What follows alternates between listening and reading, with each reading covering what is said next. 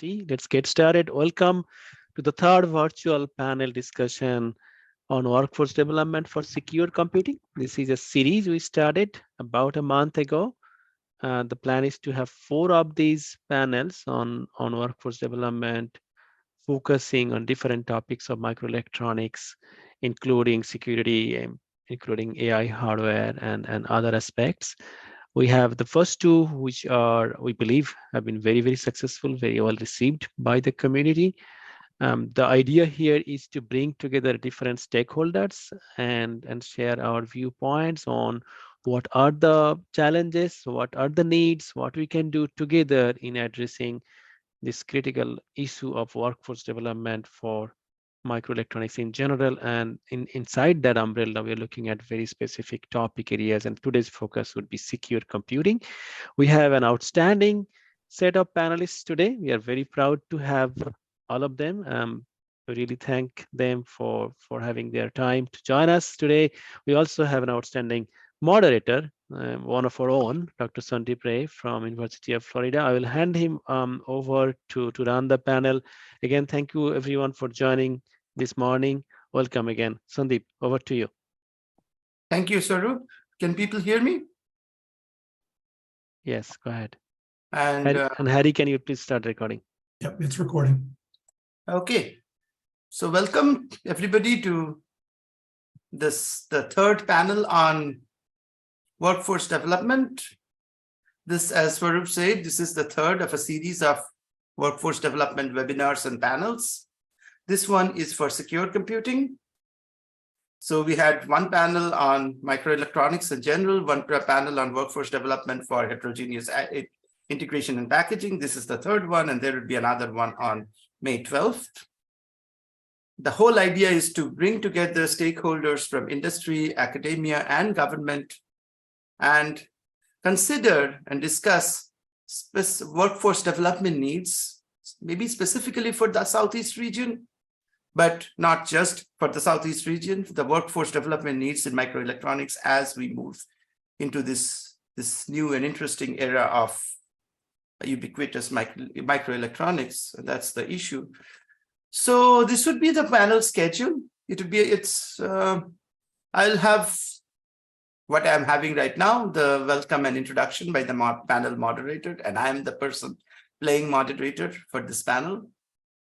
I've been given 10 minutes to do so. I will probably not take all of those 10 minutes because I want to have as much time for the panel discussion as possible. After that, we will have position statement for each panelist, about 5 minutes per panelist. And then we will have an interactive Q&A session and some concluding remarks then again from all the 5 panelists.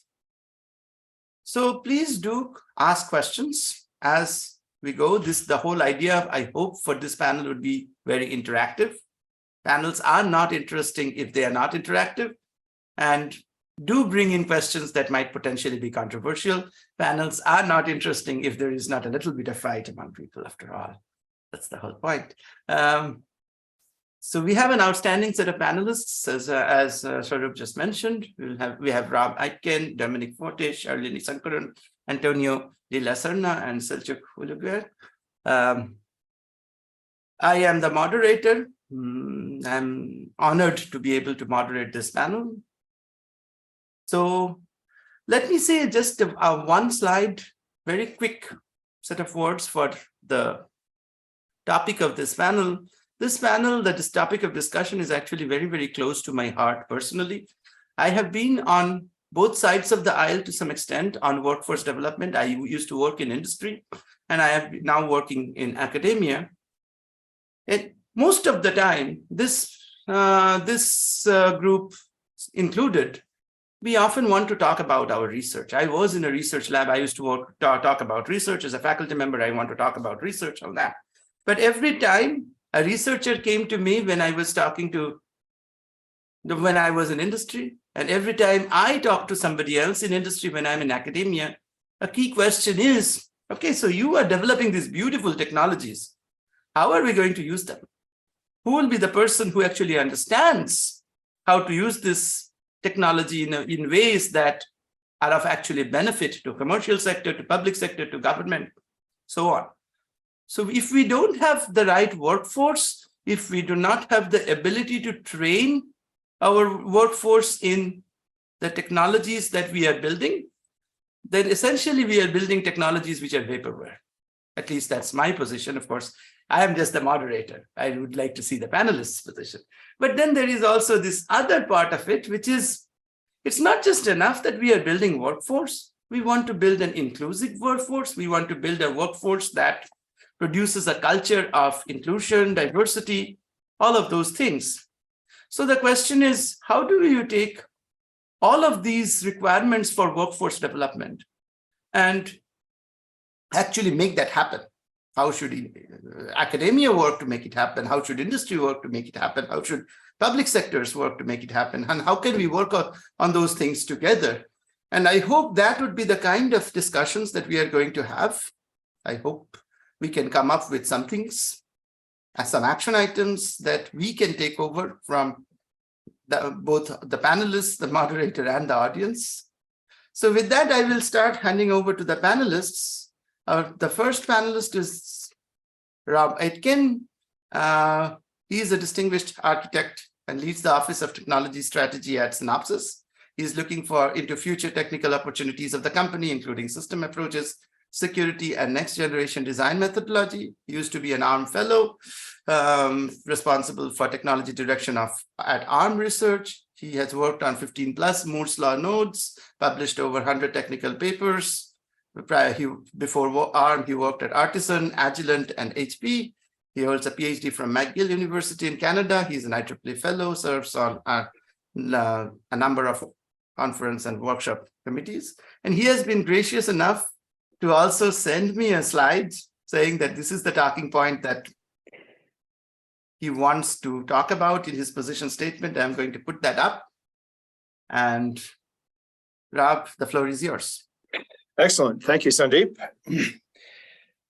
So the points on this slide are, I think, applicable for many kinds of workforce development, not just security, but I'm going to emphasize some of the security aspects of them. So the first one I think is really important in general is just you want people to train for careers and not specific jobs. So if we train people this week, we need to work with GPT-4. Okay, that's terrific. And it's very interesting in April of 2023. It's probably going to be uninteresting in April of 2024, and it will be very uninteresting in April of 2064 when these people will still have jobs. So we need to figure out a way to train people to participate in the workforce, but to also go and have entire careers to learn on the job, to learn new things and so on. I think in security, you need a broad background in both hardware and software. And a key part of that is building stuff. Building things is a good engineering skill anyway. As Sandeep was saying, if you're not building something, how do you know anyone can build it? But not only that, it helps you think about the mindset of, all right, you built this thing, explain how it works, and now figure out how you might attack it. And that kind of hacker mindset is really important, I think, when doing secure computing, you have to think about how your adversaries are going to attack whatever it is that you built, and you should really have some practice at it in a nice controlled setting, obviously, but you should have practice at it in order to make sure that you understand the skill set that's required and just the general mindset of where people attack will be the weakest point, not the place that you think you did the best job securing. In Synopsys is a tool vendor. We sell all sorts of tools of various sorts. We like, for our workforce, we like people who know how the tools are put together, but we also like people who know what the tools do. So if you're writing a synthesis tool, for example, it helps if you actually know how synthesis is used. And so you're not viewing this as just kind of a graph optimization problem, but as something that people use in their day jobs to build things. A couple of other sort of general points. The supply chain in microelectronics spans the globe, which means that anybody anywhere can potentially do your job. So you better be better than all of those people, or at least competitive with them. And finally, sometimes in tech world, we forget the soft skills aspect of jobs. And I've had a few people tell me over the years, and I'm almost at the point where I believe them, that every job is sales. No matter what it is, you're selling something to somebody. So make sure that you're good at it, and make sure that you understand that the key aspect of sales is not convincing people to buy something they don't want, but figuring out what it is that people do want and then helping them solve the problems that they have. So there we go. That's my opening statement. Back to you, Sandeep.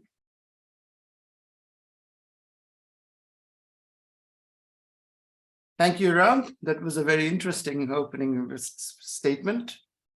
Our next panelist is Dominic Forte, our own faculty at the University of Florida. He's an associate professor and a Stephen A. Yatauro faculty fellow at the ECE department. He's also the associate director for Florida Institute of National Security. He covers various domains of hardware security, from transistors to PCBs. He has more than 200 publications. He's a senior member of IEEE, member of ACM, served at a variety of program committees in variety of conferences. I'm not going to list all of them. He is the recipient of several honors, including the PCASE, the NSF Career Award, the ARO Young Investigator Award. He has also got several Best Paper awards and nominations. He has also got awards for teaching and advising from a variety of organizations. Let Dominic speak now. Thank you for the introduction, Sandeep, and thank you for all the panel members for joining today. It's I'm sure it can be an interesting panel. I'm very happy that I was invited to give my perspective today. So yeah, microelectronics and semiconductors are obviously very interesting, need for workforce because they're critical to national security and a variety of upcoming fields, including AI, 5G, autonomous systems, et cetera.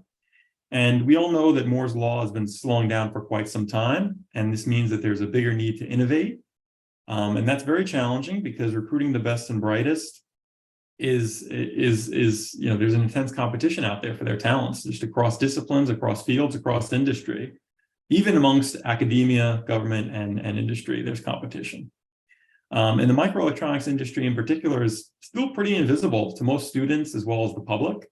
Now, the CHIPS Act is going to raise awareness among students and work professionals about opportunities in the field, but nonetheless, this has to be a long-term thing. This can't be resolved in, say, 5 years. So we need strategies, we need sustained funding in research and education and so on and so forth. And I think most importantly, industry, government, and academia really need to work together instead of looking out for just their own short-term interests.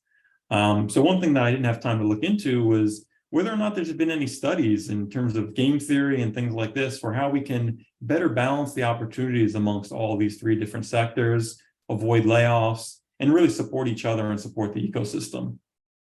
And just to close out my statement, I just want to mention one area in industry, government, and academia where I think each of us can sort of help each other.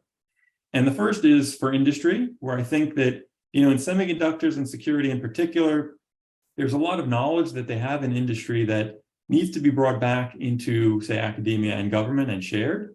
So in terms of that, I think industry can provide more resources in terms of employees, giving them time off to actually teach courses, to develop materials, write books, things like this.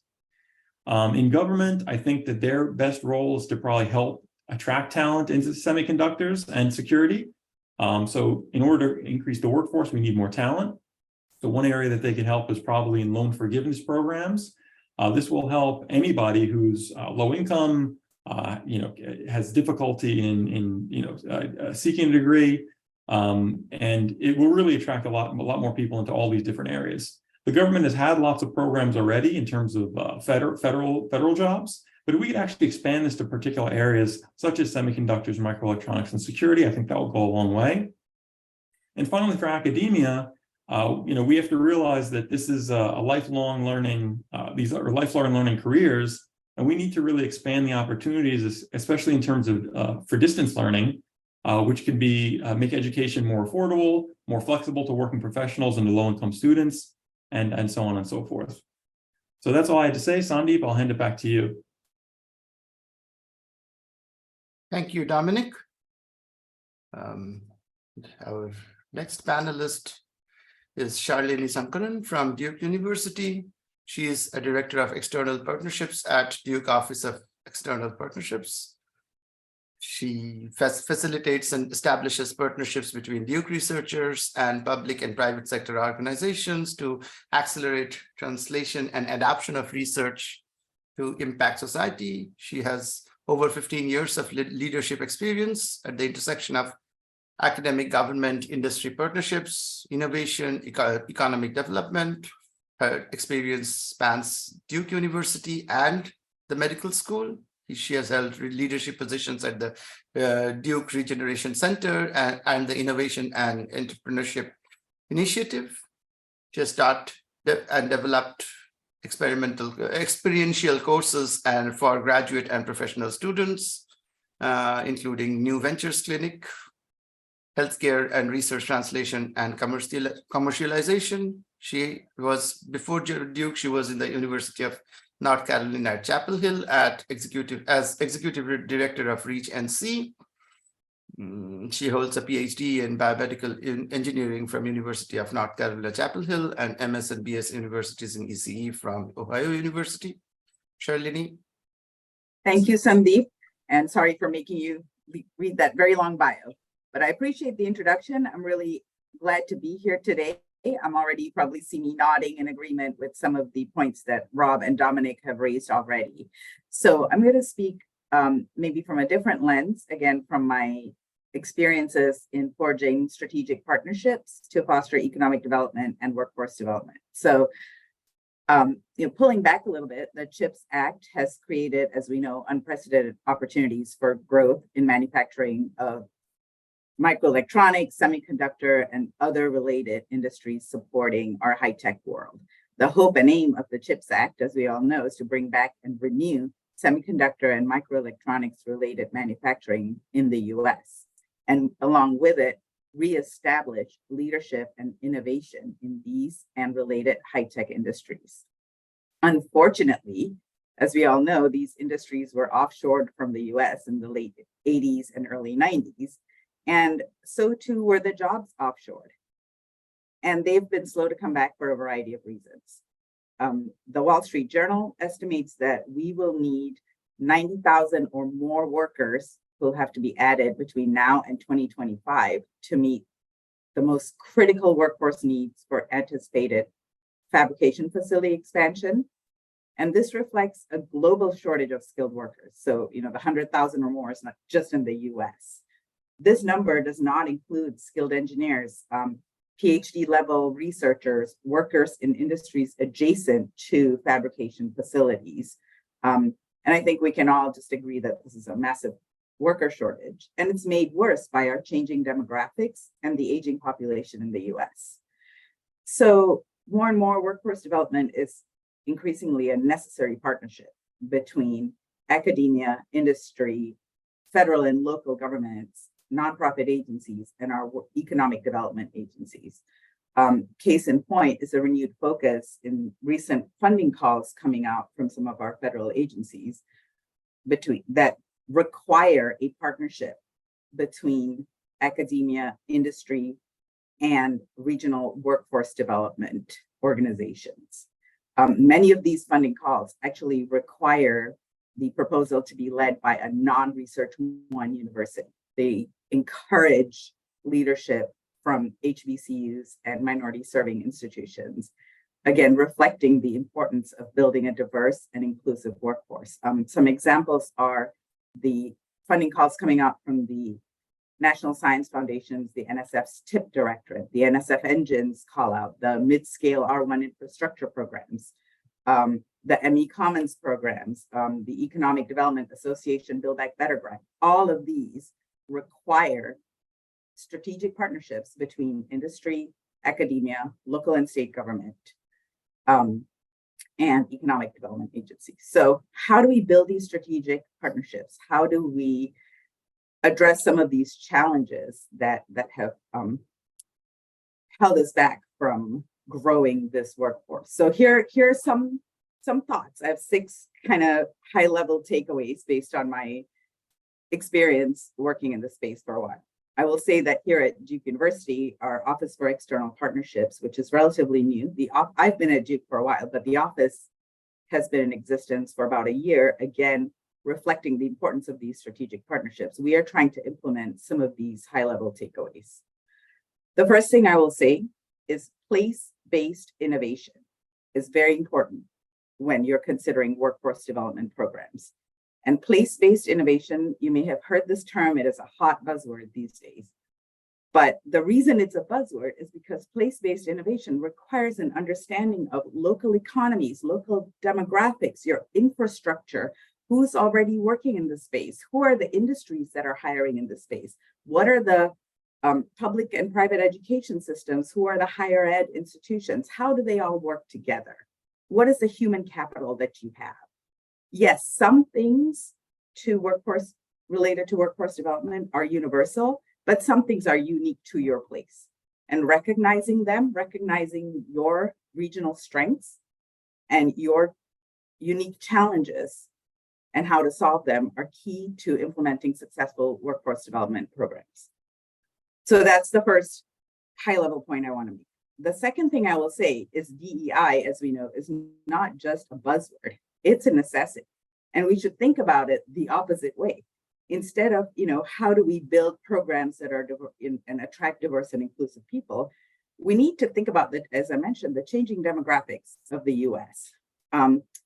There's a researcher, Dr. Jacobs Jones at UNC, I think he's now at NC State, who studies the changing demographics in the US.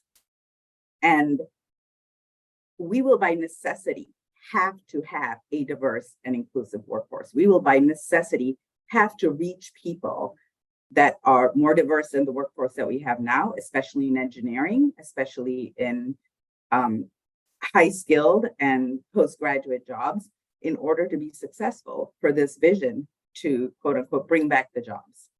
So we must prioritize, not that you build the programs and then try to make them more diverse, but you must prioritize building in the demographics and the needs of the younger generation, the needs of a more diverse workforce when you plan your workforce development program. So that's number 2. Number 3 is authentic relationships with your stakeholders. Authentic relationships means, having conversations, not just a couple of weeks before the grant proposal is due and calling up your HBCU buddy and being like, hey, I need a letter from an HBCU, right? Last week, I was at, there's an organization called the University Industry Development Partnership. I actually met, Antonio, I met a colleague of yours from Siemens, and they held a very impactful event called HBCU Engage that put the HBCUs front and center. And this was the common theme. We're not a buzzword. We're not an afterthought. We're doing important work. Again, place-based innovation. We have North Carolina A&T State University, the largest producer of African-American engineering degrees, just 45 minutes down the road from Duke, right? What authentic relationships do we have? Do we understand their research strengths? How does that complement Duke's research strengths? Do we understand how we can build programs together? And so that when the time comes and there's an opportunity to work together for, industry-based job placement or a large funding opportunity, those authentic relationships are in place and it's not just transactional. Likewise, sometimes you need people to check you. If you have authentic relationships, it's easier to get feedback on what you could be doing better, on your blind spots. So that's number 3, authentic relationships. Number 4, understand what can be scaled and duplicated and what is unique to your community. I think this feeds back into place-based innovation, right? Some of the programs, Rob, that you mentioned are universal. Some of the issues are universal no matter where you go. But some things, we're in Research Triangle Park. Some things are very unique to Research Triangle Park. We have a lot of strengths, but for example, in North Carolina, and I'd say in the Southeast in general, we have this growing urban-rural divide. And that's a place-based problem that we will need to solve. The growing urban-rural divide also means a growing technological divide, a growing divide in access to broadband. So as we think about as we think about virtual training and online programs, that is something that you need to be aware of and be prepared to solve. So I think that was number 5. And number 6, we're in this together. You know, share best practices. There's a lot of opportunity to go around. There is a lot that we can learn and we can leverage from each other. And not everybody has to be an expert in everything. So know your strengths, know your partner's strengths. Again, capitalize on those authentic relationships and know your place-based strengths to successfully develop and implement workforce development programs. So that's my opening statement. Thank you, Sandeep. Thank you. Our next panelist is Antonio de la Serna from Siemens. He's the Senior Director of Microelectronics EDA Strategy at Siemens Government Technologies. He's a former Vice Chair of Metro North Regional Employment Board, Officer, Electronics Division, National Defense and Industrial Association, member of IEEE MWSCAS Steering Committee, and member of Dean's Advisory Board, California State University, Fullerton. Antonio. Thank you, Sandeep. I have some slides to share. If you could, go ahead and share. Let me stop sharing and I'll let you share. Very well. And let me find this guy. So a heads up before I share my slides. Secure computing, it is certainly an area of work where we quantify things and look at how things can be broken, right? And look at vulnerabilities and patch them. And I've taken that opportunity then to also look at the notion of a pipeline in microelectronics education to workforce. I have served on a workforce investment board for years, leading that. I was nominated by the city manager of Cambridge, Massachusetts. The region that I had led included 20 towns north of Cambridge in Massachusetts, a lot of innovation there. And a lot of brokenness, just like many other states in this pipeline. So I'm going to share some of the difficulties there. And bear with me here while okay. So the challenge here, we have this perception that if we can conceive of a pipeline, that it flows from stage to stage and delivers on output. And we're all waiting at output for that workforce. We're actually, you know, now at this point in history, screaming for that workforce in microelectronics. But as it turns out, there actually may be some dynamics in that pipeline that is actually the source of the difficulties here. And working with that last stage in the pipeline, there's very little efficacy in there, especially when you're thinking of things like getting people to change their majors when there's an opportunity cost that each individual in that last stage of the pipeline has, right? You're not going to get someone to change from software to electrical engineering, their major, when they're seeing that they can make, perhaps they have their eyes on double the salary and they're not really vested in anything hardware engineering. But much earlier here, when you think of the metrics capacity, there's something that's been overlooked here. And I dare say, I'm 60 years old this year. In the last 40 years, since I was in the early stages of this pipeline, very little has changed in this. And it's a moment in our history where something needs to change. This isn't charity. This is actually very serious work about using all of our resources in this country. So how can we really fix this? I'll share with you some parameters here. And this is you know, cross-cutting across the country here. Given these realities, could the child of a teen mother or the child of an undocumented worker or the first in a family to go to high school, not just to college, but to high school, or an injured veteran entering community college, could any of those have access to the microelectronics workforce? And immediately our thoughts go to, well, you know, this perhaps points to a demographic that doesn't have aptitude. But as it turns out, yes, for those with demonstrated aptitude, this should be the case, right? And all of these parameters may exist. The challenge is in the pipeline I've just presented, the bar is not lowered, it's raised. It's actually made much harder for this vast capacity to actually have access in the end to that final stage. And I will say that I am all of those bullets. I am. And that must say something, given that I'm a Ford Foundation pre-doctoral fellow and many of the things that I've accomplished in my career. I wouldn't be here today if it wasn't for education. It's a socioeconomic mobility adjuster that we're fortunate to have in the US. But so many people today are locked out of it, not just city, also rural America. This is not about identity politics. This is harming our country not to have access to higher education. So I'll point out in stages of this pipeline, in 4th grade, many girls no longer are inspired by mathematics despite demonstrated aptitude. They don't see themselves as excelling, even though they demonstrate that they can indeed excel. By zip code, many public school students don't graduate from high school despite demonstrated aptitude in standardized exams. And there's a lot of dynamics going on here. I will tell you, if you do not know, there are a lot of high schools that have 50% dropout rates in America, a lot of high schools. And that's very disturbing. And I should point out, this is a very basic metric here. If a student hasn't taken algebra by the 9th grade, they're locked out of the possibility of a career in microelectronics because they can't even get freshman calculus done, right? They need to be in algebra by the 9th grade, despite any demonstrated aptitude. There's lots of factors here that can play.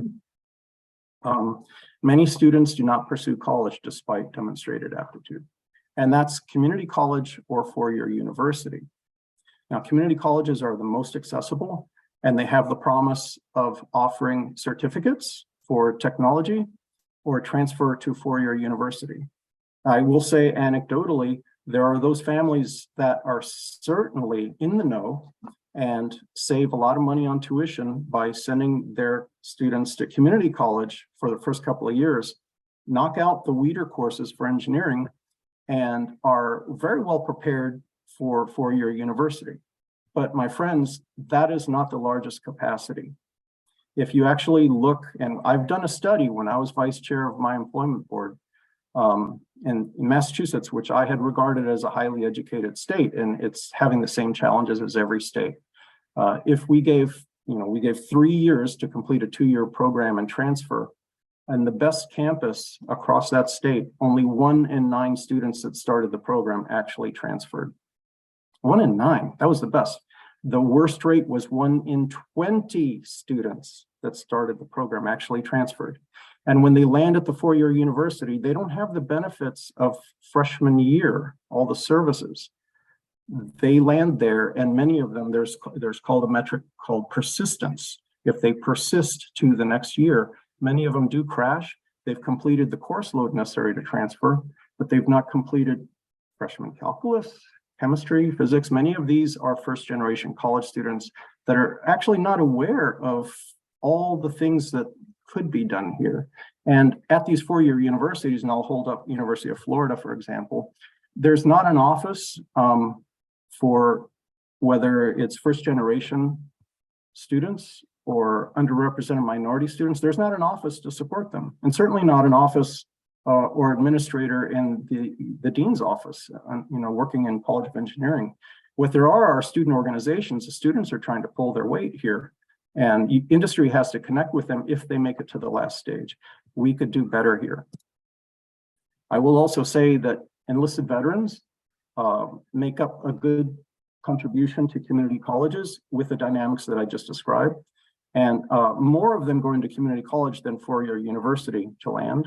I will tell you that when I was injured and I had to leave the Naval Academy, which I was very, excited to attend in my 3rd year of being injured, I had to figure out civilian university, and I went to a community college. And there's a lot of enlisted veterans there. I'd say, in many campuses, you'll find almost like 1/3 of the enrollment can be in veterans in technology. Many of them coming from an MOS that was a technician. And going to a four-year university, there's fewer.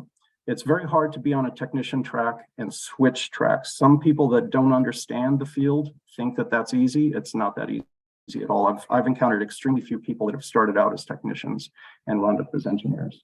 And then we have a few officer veterans that will go and get an advanced degree.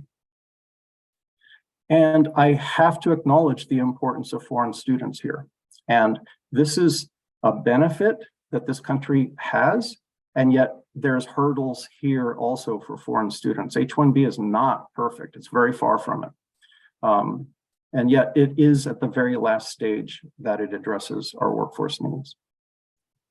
So there's a lot of, quick fix questions and answers that sometimes are provided by armchair workforce development folks that actually haven't tried to solve some of these problems. And it's not addressing the capacity. It's not entirely addressing it's neglecting the loss within the paradigm I've just presented if we're only coming up with short-term solutions in times of boom and not investing in our people in times of bust. So my point here is that we really need to consider where we could have greatest impact. Our nation is counting on that. I really appreciated the comments by the earlier speaker that noted you cannot retrofit diversity, doesn't work, and that inviting an HBCU at the last stage of proposal, even though teaming is terribly important, I would encourage undergraduate research opportunities for minority students at your campus from other campuses, perhaps Hispanic serving and HBCUs, and also recruiting graduate students from those institutions. There's so many different strategies that could be deployed here.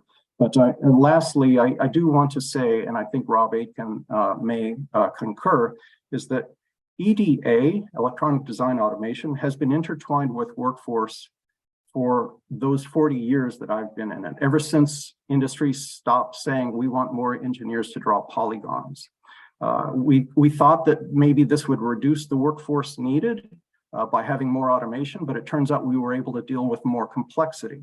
And today, the currency on resumes for microelectronics, not just the degree earned, but also the tools used, the names of tools used in the design flow are very important on those resumes. So an experiential practicum as well as a theoretical curriculum is important for our workforce. Thank you.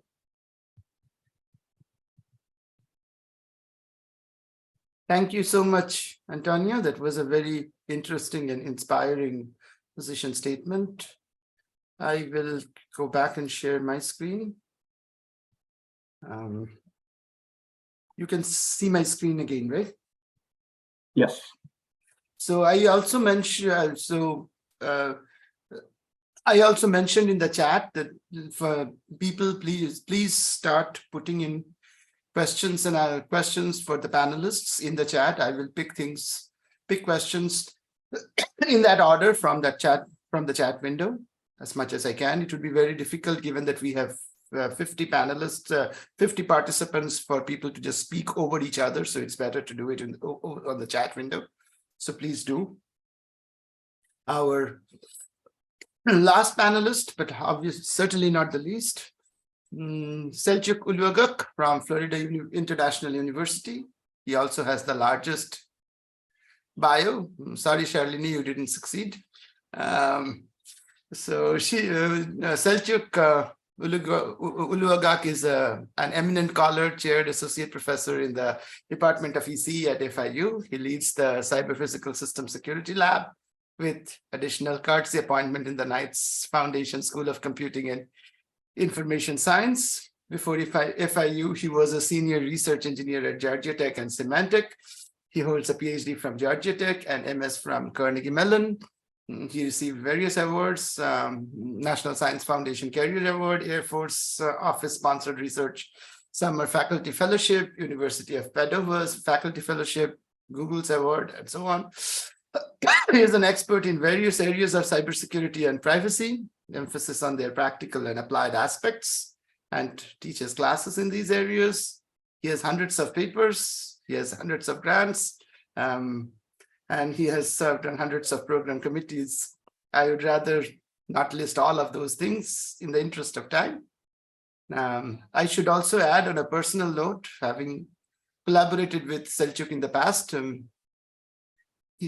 whenever you try to write a proposal with Selçuk, he forces you to make a really, really broad impact. His whole point is, how can we make this broader and how can we create a big impact? That has been really inspiring in whatever opportunities I personally had working with Selçuk. So with that, I would give the microphone to Selçuk. Yes, thank you. Thank you, Sandeep, and thanks for the really great introduction and also this great opportunity to be with my fellow panelists and also with the audience. It's a really important problem, microelectronics workforce development.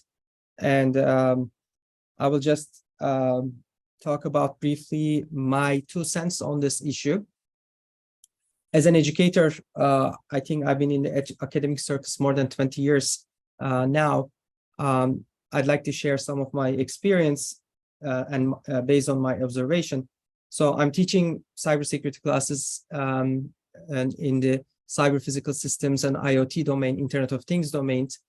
What I mostly see is that these devices are really extremely resource constrained devices. But when we look at the teaching, the curriculum, the academic literature is that, yes, we have really nice classes, opportunities for the students at the hardware level and at the upper levels. But, one key challenge is that we really do not tie these together. So yes, there's a hardware security class there. There's a computer architecture class there, but it's not fully there yet. So this integration of the hardware to the software, I'm not going to say software, maybe the apps, and understanding of that for the next generation workforce is a must, I think, in my personal opinion, because when you get an employee, the employee understands, hey, I know how to implement this program, but I don't know nothing about this, basically the basics of the hardware. So that is a critical thing, and making a big impact in the workforce of the microelectronics. So what are my also solutions that could be, that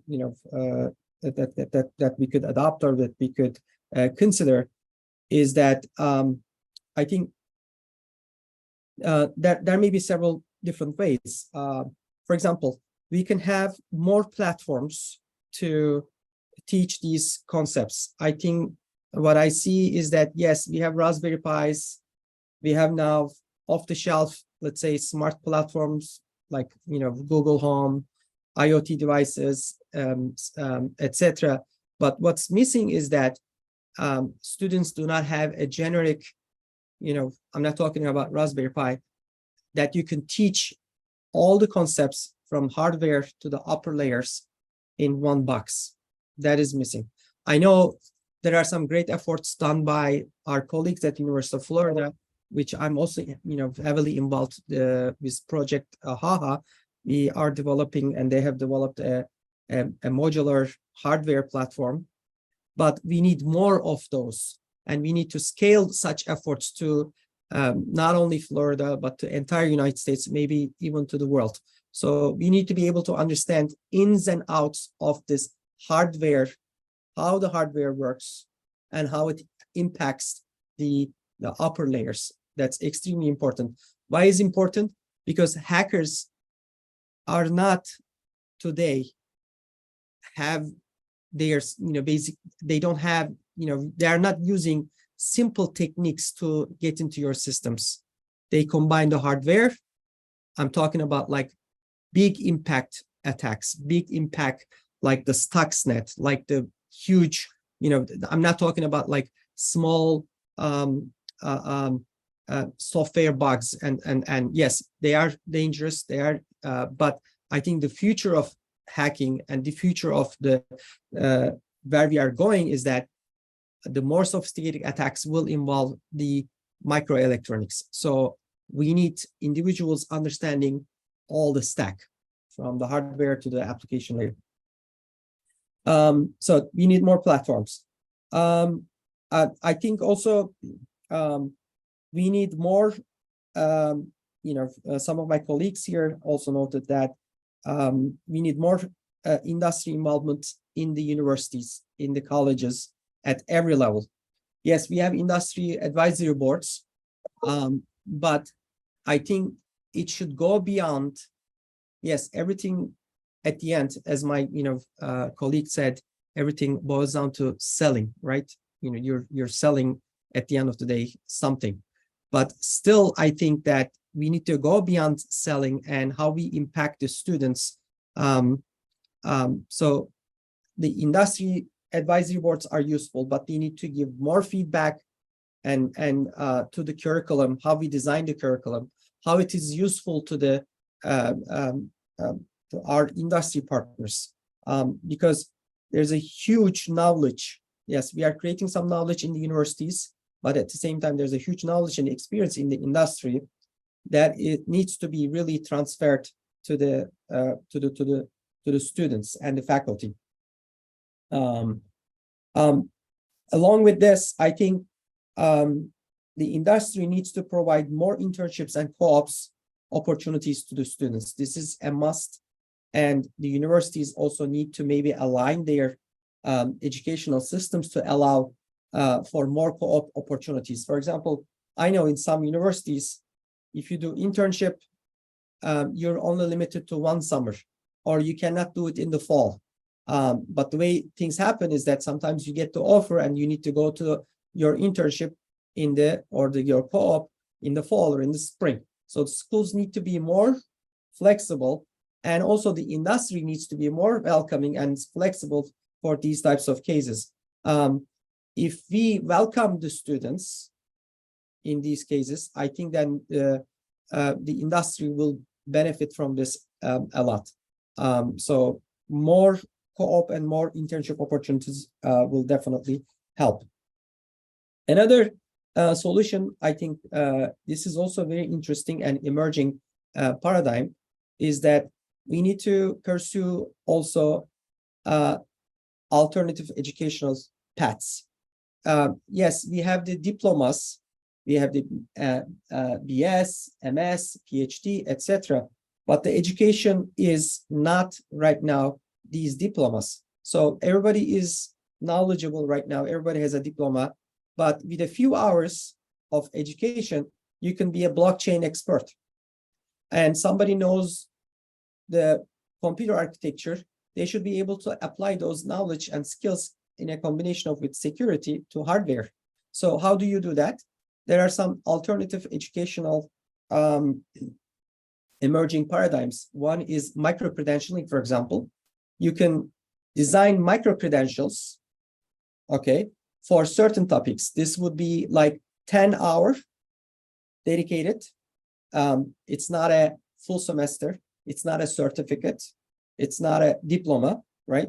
So that way you can offer this both to the existing workforce and also the other students who are interested in developing their knowledge. So really a perfect example is blockchain. Blockchain, involves understanding public-private crypto and also hashing, digital hashes.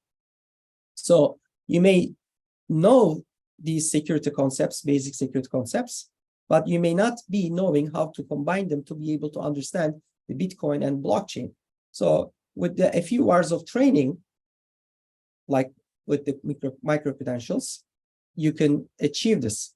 Universities can basically adopt this type of thing. We at FIU, we are one of the International University, one of the leading institutions in the US to adopt different micro credentials for our classes.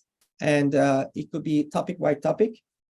So what is the benefit also with this? As I was saying, it could be used to reach out to the existing workforce and reach out to different stakeholders. So for example, we are developing micro credentials to train the city officials around us. So for example, here in Miami, FIU is located in Miami. We are training the city officials in Miami Beach, city of Miami, Doral, Coral Gables. I don't know if you're familiar with the South Florida map, but these are the nearby cities. And these types of things, engagements with especially the city stakeholders is important, because then that will feed the system back with the, that when the city officials, when the critical people who are deciding about the cities and technologies, smart systems, smart cities, etc., they are more knowledgeable, then it will impact and scale the efforts that you are doing related to the technology of the teaching at school, at the universities. Obviously, K-12 visits, always involving them and inviting to the labs and demonstrating, even just bringing them and showing the toys, the equipment, and the things. I think it will inspire the students a lot. I think for a fact that on the one hand, computer science education is really, enrollments are increasing. On the other hand, the statistics related to the computer engineering, electrical engineering are all going down, enrollments. So the reason is that, yes, some of my colleagues are also mentioned about this. Yes, we can solve the math problems. We can see the K-12 students, early on are interested in, but we are not engaging them. We are not, making them understand and like the engineering concepts. So we need more homework to reach out to K-12 and make them like these emerging topics. So that's all for me, Sandeep and other colleagues. If you have any questions, I'd be happy to answer them. And again, it's a great opportunity to be here with like-minded colleagues. Thank you, Selçuk. We are now open for audience questions. It was interesting to hear the perspectives, somewhat similar, but somewhat different from each of the panel members. I have asked people to put questions on the chat. So I will pick questions from the chat, more or less falling in the order that they are given. So the first question came from Payman. He's asking, what are some of the strategies for ensuring that microelectronics workforce development programs are sustainable over the long term? And how can we ensure that these programs are effectively addressing the evolving needs? Anyone from the panel wants to pick that? First, I'd like to say that we need to acknowledge there's two workforces. This is a hard pill to take, to swallow for those folks in defense microelectronics, but they really are different workforces. And if you're involved, especially on the EDA side, engaging with both commercial and defense microelectronics, you realize the difference. And on the worker side, you know when your salary is a fraction of those in the commercial side, and you're almost entirely dealing with trailing edge nodes. The business, the R&D, everything is quite different. It's less competitive, even though it can be very stressful. So with that, let's talk about both workforces, perhaps. They both have great value, and sustaining that.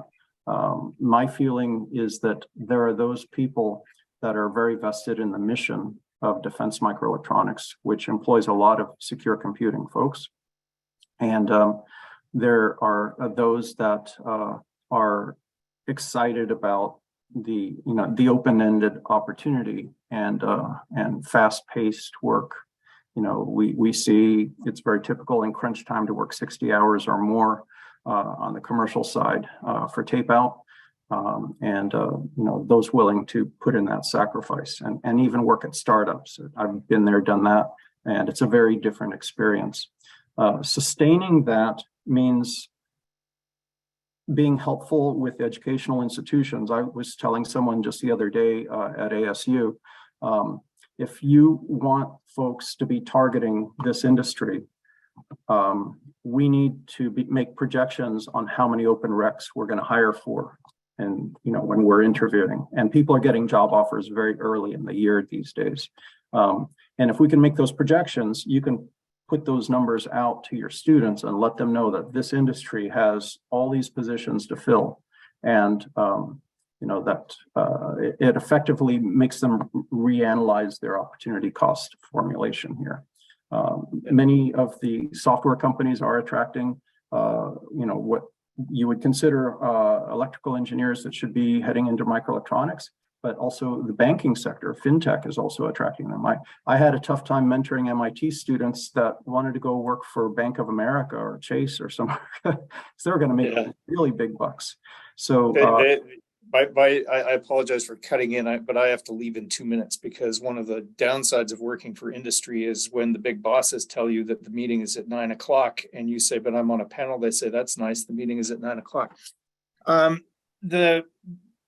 The key thing, I think, for sustainability from an industry side is industry has to acknowledge its kind of boom and bust cycle mentality and figure out a way to align that with workforce development, so that from your open rec standpoint, Antonio, that we don't say, hey, yeah, remember 4 years ago when we told you that this was the right program? Well, yeah, right now suddenly we've got a hiring freeze and come back in 18 months. That cycle has been in existence for the many years that I've been in the industry, and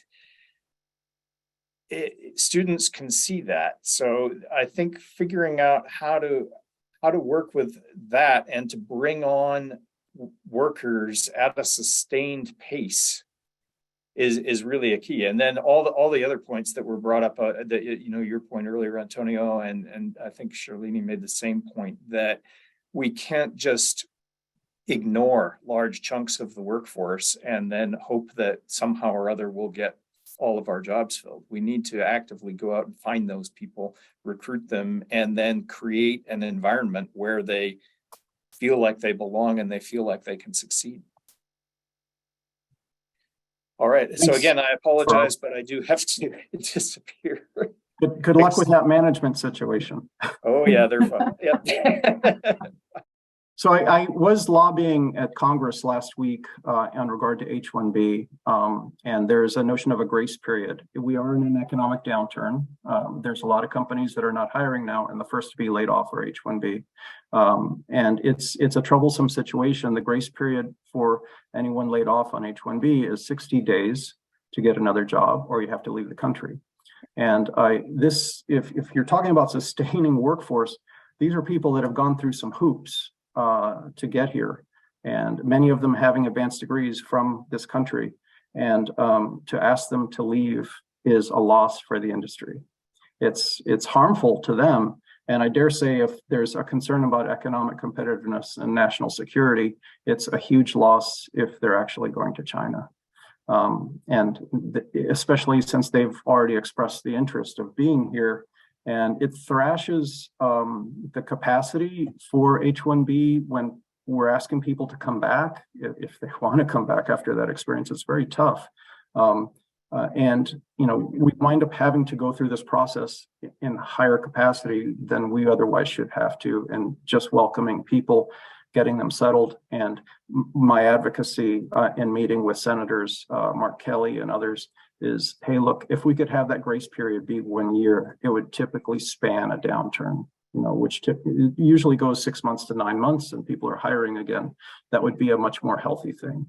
I can also say that with H-1B, if you're targeting a green card, you're basically locked with that employer for 6 years, and you don't get treated the best compared to other employees. It's like in indentured servitude. It's very rough. You can't leave the country if there's a funeral or a wedding, and it's very challenging. So this is not the best situation. We want to make sure that those people we attract stay. They have proven their worth. And we also, we need to invest in the earlier stages of this pipeline in a very meaningful way. I'm an agent of change, and anyone that's interested, please do contact me. Thank you. Thanks. Thank And you. that statement about H1B, of course, are things that I have personally been affected with many times, and I know many people who have. I also want to quickly say, I'm the moderator, I'm really facilitating discussion, but the point that Rob made about layoffs and boom and bust cycles in industry kind of was my own experience when I was in industry, and one of the big frustrating factors of an industrial career for somebody who was even trying to hire or trying to work with students. It's a complete mess, because that happens, and that happens with no ability of anybody to actually try to override it well enough, which is a big problem. Anyway, so I didn't want to really interfere on the discussions. If anyone else in the panel wants to weigh in on this question, we can do that. Otherwise, we'll go to the next question.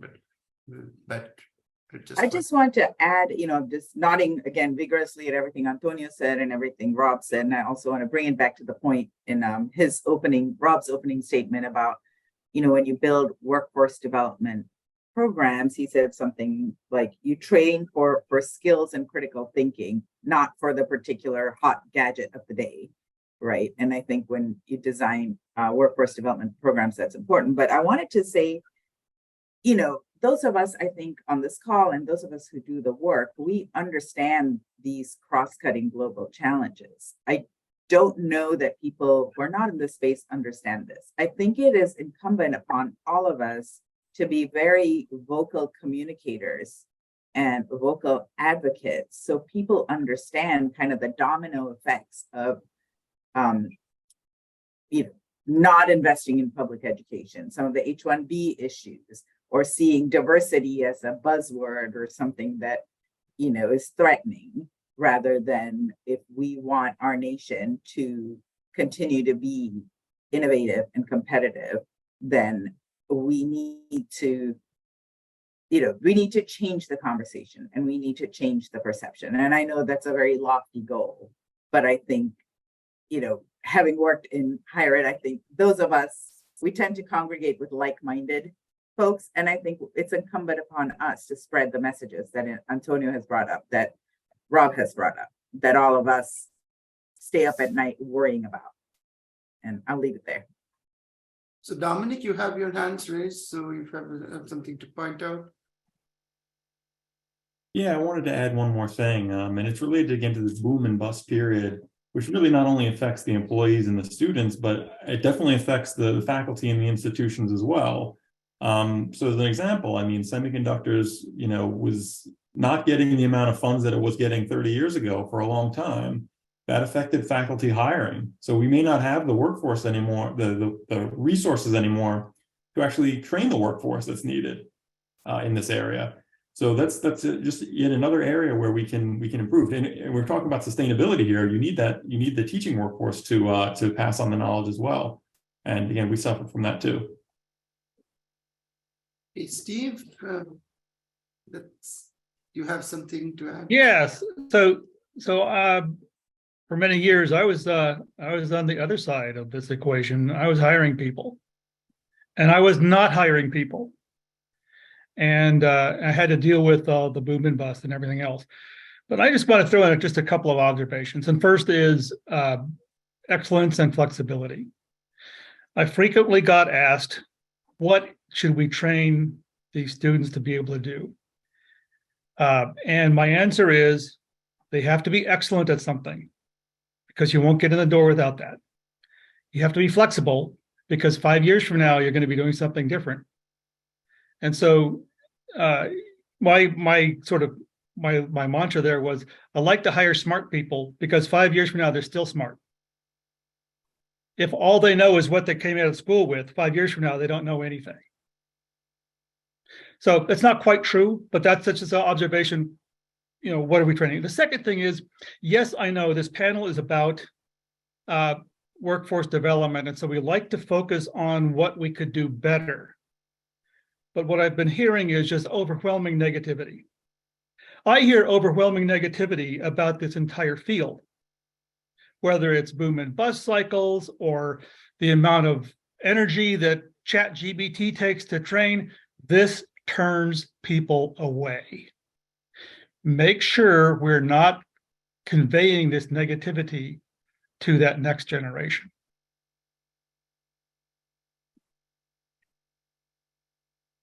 That's a very interesting observation, Steve. Thanks for sharing that. I think we are already past the hour, so I want to move to the next question if we can. So the next question is from Todd Andel. He has asked specifically that most of the university levels and wide range of security courses that the students have taken, they do contribute in building a future workforce. How are we going to be included in the workforce development as far as support in funded opportunities that Scales is pursuing? In particular, most of the materials that I have read, he says, is in the solicitations is focused on funding manufacturing infrastructure. So that's a good question for the people, particularly considering that the question for the topic of the panel is, this panel is security. So anybody who can represent Scales can take that question.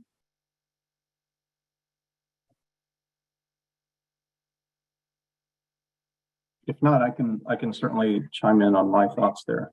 Sure. Pinpointing, it looks like Todd, you were looking at the 9902 funds that are, strictly speaking, grant subsidies for manufacturers, and it's a very large sum, 39 billion of 52 billion. This is what all the countries, the EU, Japan, Taiwan, and the US, we all are almost in synchronization in providing subsidies to manufacturers, and all of us allies. But there's a lot of those funds, 11 billion actually for R&D, well, 13 including the ME Commons. And I think that there's where Scales needs to point their guns. And I think that in terms of workforce development, there are things that industry can partner with, but there are also things that universities can do together. I mentioned undergraduate research. Anytime I look at a resume of a student, I want to see internships and undergraduate research. And you're actually encouraging, especially in a space like secure computing, you're encouraging undergraduates to consider graduate school. And that's a fantastic experience that I benefited from. And I went on, to a PhD program as a result. I think that you're scouting and nurturing those undergraduates in your classes towards research is a very healthy thing that should be on your proposals.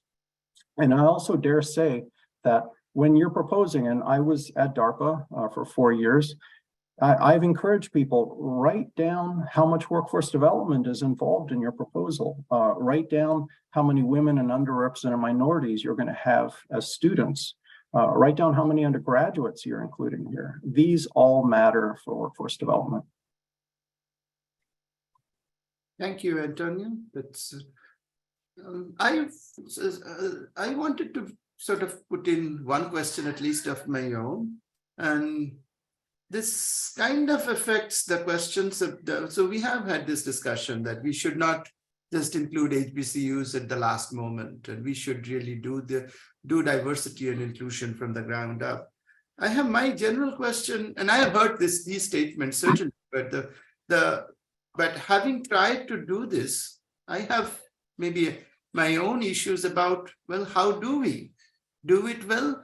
And how do we do it well from the ground up inherently? And my general problem seems to be that whenever somebody puts in a matrix, like I need to have this much of work, this much of diversity, in whatever way somebody suddenly puts in a matrix as a goal, then that matrix becomes the target, irrespective of the means of achieving the metric. And that does, I think, cause these actions like, okay, so I need to have as a matrix a certain set of underrepresented minority students. So this is what I'm going to do in my proposal. I need to have this much for this action. This is what I go. If I need to hire this many students of a certain community or this many employees of a certain community, that becomes my metric. Therefore, I am going to just try to follow that metric, irrespective of means or the intent of the metric. Does the panel have any Yes, I do. I do. response to that? I do actually. Who is writing these metrics? Are are the non-HBCUs and the non-MSI saying I'm the lead on the proposal, then writing the metrics and being like, okay, HBCU, we need 50%, whatever, this demographic. Well, then that's not an authentic relationship. These conversations need to, if you wait until a call out is posted and then you approach potential partners, it's too late and it's not authentic. It's transactional. I'm going to give you an example of a network of collaborators that I've been working on, and this is in a different space than microelectronics, but the same principles apply. So North Carolina, you may know, is a very agriculturally heavy state. And at Duke University, we are a private research institution. We're not a land grant institution. The two land grant institutions are NC State and North Carolina A&T. Agriculture extension runs through those two institutions. But Duke has quite a bit of research expertise in climate and plant, the intersection between climate change and agriculture and plant science. So we've started, and this was driven by several faculty members, an informal network. At the time we started it, there was no agenda other than this is an important problem that we need to solve. And we at Duke have this skill set. We folks at NC State and A&T have this skill set. Our agricultural extension agents have this skill set. We have large ag industry, ag tech presence in North Carolina. Those industry partners have needs and can inform workforce development and research development. Let's bring everybody together. And there was really no agenda at that time. This was 2 years ago. So we have the North Carolina Biotechnology Center. They hosted us. We had a symposium. And what that has led to, and from that, there's a network, there's message boards, conversations, students, cross-training, participating in ways, Duke University students and faculty understand now the issues faced by an NC A&T ag extension agent, right? Working with minority and Latina farmers in the field. How do we kind of connect those dots? So when there is a funding opportunity, and there was, those authentic relationships are there, and you develop the metrics together. You don't say, these are my metrics, help me fill them. So that's a case study, and that's what I mean by place-based innovation. You have to know, it doesn't have to be physical place, but you have to know who's at the table. You have to have authentic relationships with people, and you have to find solutions that are mutually beneficial. And there's plenty of opportunity. And I think that's wonderful. Thank you. Dominic, then Antonio, I think. I think Antonio was first. I think you can go, Antonio, if you want. Well, thank you, Dominic. Yeah, Charlene had mentioned relationship building. That's number one. You have a matrix. It should be long before the solicitation comes out. I will share something with you that I enlightened my former management at Draper when I was there as a research engineer. Is they were very concerned about diversity, but they were struggling, like you said, about quality. And I said, no. And this is a Chicano speaking from LA. Don't you ever compromise quality. Nobody wants you to lower the bar. Just increase the candidate pool, build those relationships early, and fill out your strategy with your best team. If you increase the candidate pool, if you're talking to people very early and you know who does what really well, you might have 5 candidates for the same thing that complements what you're doing, not overlaps. There's no gaps, right? But you've already built those relationships, and then later you can sustain them because there's a lot of cross-pollination in academia. These are very healthy things to do, build those relationships. Thank you. Yeah, and I was just going to add to that and say that, maybe some of these solicitations set the bar low because I mean, they're worried about reaching it, but I do think we need to create a system that regularly celebrates and rewards people who are going above and beyond that bar. So the folks that are engaging the undergrads that Antonio talked about, who are engaging with HBCUs in a more productive way, they should be rewarded in more ways than they have been. But yeah, that would cause the system to be more sustainable with this positive feedback and grow the pool of talent, like Antonio says. You guys deserve. See, but you have to increase the pool, right? Because the misrepresented minorities and others are small. And so I think one way to do that would be for us to incentivize all students to pursue STEM, right? And so how do you do that? Is Yeah. you get what you grade for. You give them scholarships and extra money for pursuing STEM. Now you get more people involved in the sciences, and there's more people available to choose from, and your candidate pool goes up, and your quality of candidates go up. Right. So I've also found, you know, yes and no, the candidate pool is small.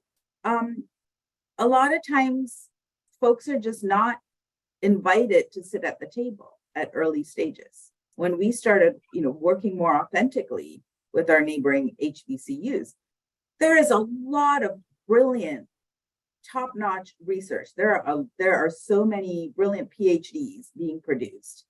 But those folks oftentimes, and maybe I'm not understanding what you're saying, but those folks oftentimes don't make the cut because they maybe don't have a PhD from an elite institution. And so they're not invited to interview. I've seen that happen, right? So we can re-examine, why is our candidate pool small? Are there policies and practices that we are excluding people from at least having a seat at the table and being able to present their qualification and their merits and be judged on that? And by the way, faculty at HBCUs know exactly where you're going when you. Yep. Yes, they do. Yes, they do. Yes, they do. And they'd much rather have genuine, solid academic relationships, just like anyone in academia. And I will tell you, if you can get to the point in the relationship where the HBCU faculty, are not afraid to call you out, then you know that you have an authentic relationship and one that is mutually beneficial and lifts everybody up. And there's also Hispanic serving institutions. Yes. And even at your own universities, I mentioned about recruiting undergrads, keep this in mind, because these are feathers in your cap when you're actually contributing to this pipeline, the capacity that it holds. Make a distinction for your university. Yeah, I would second that actually. For example, for FIU, it's a majority minority school. And the percentage is almost close to 90%. And I often, find myself like, oh my God, the undergrads are even much better than, the graduate pool. For the graduate pool, you have a lot of international applicants, etc.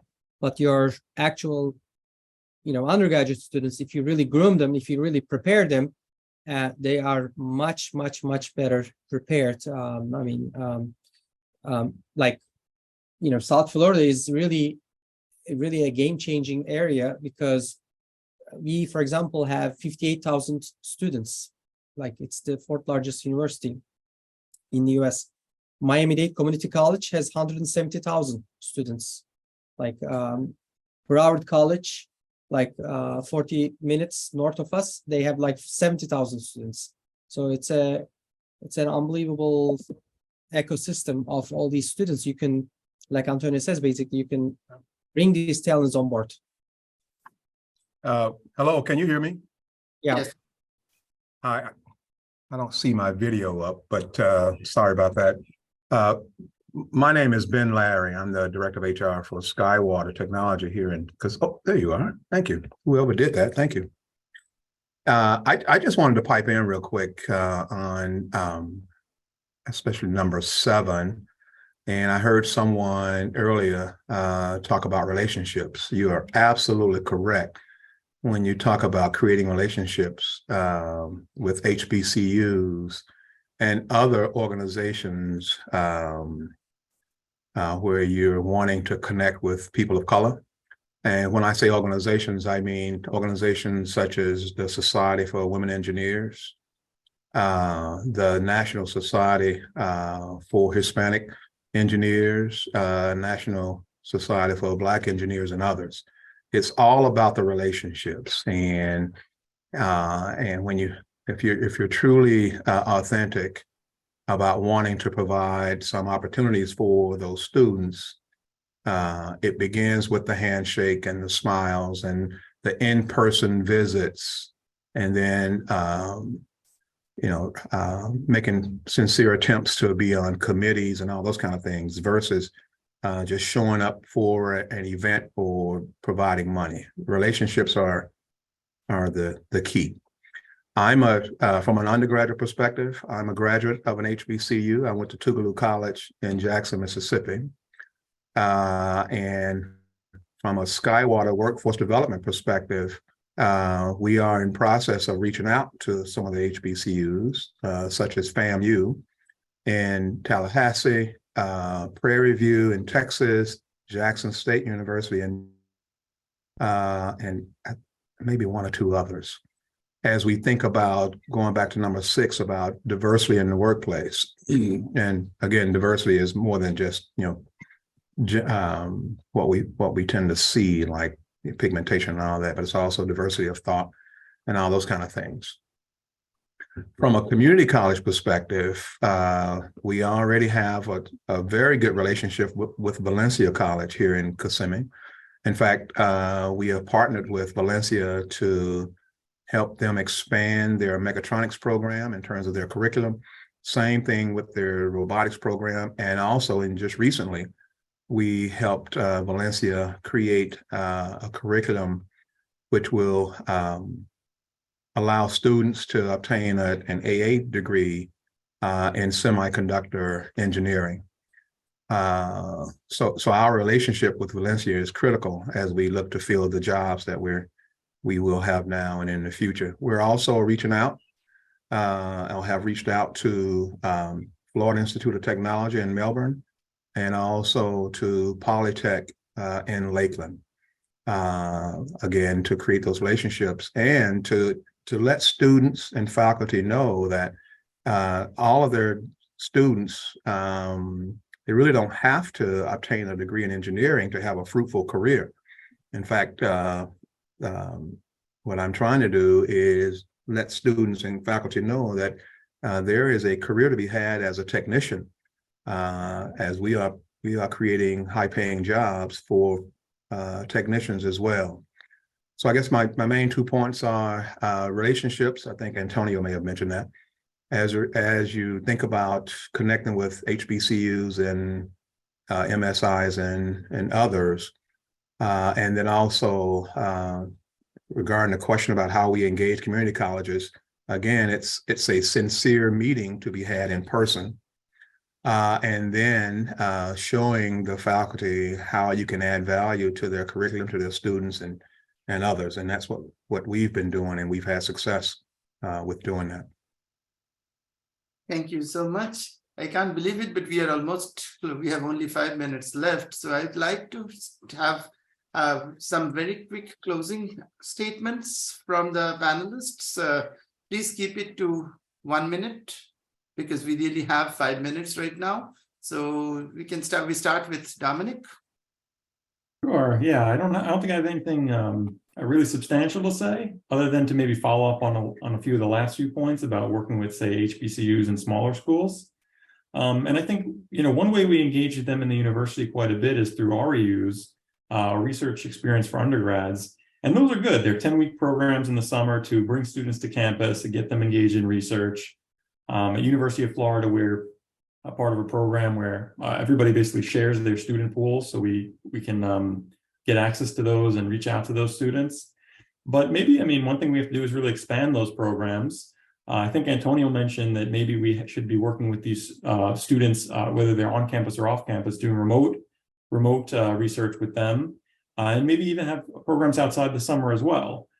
So whether it's funded or not, I think that this is an important way of growing these relationships with these HBCUs and these students and bringing them into either STEM fields or into advanced degrees and so on and so forth. Thank you, Dominic. Sarlini? Thank you very much, Sandeep. I think this closing statement is that, we talked a lot about the need and the shortfall, but this is an unprecedented opportunity. This is an incredible investment in our future and in our young people. And as I've said a couple of times, I think we need to trumpet that. We need to say, here is an incredible opportunity to change the face of our nation. The young people I know, they're thirsty, they're intelligent, they're technology natives. They're pretty much born with, a smartphone in their hand or something. So, how can we look around at our partners and identify what we're each good at? What are our complementary skills? What do we all bring to the table? Industry, HBCUs, MSIs, community colleges, K through 12 systems.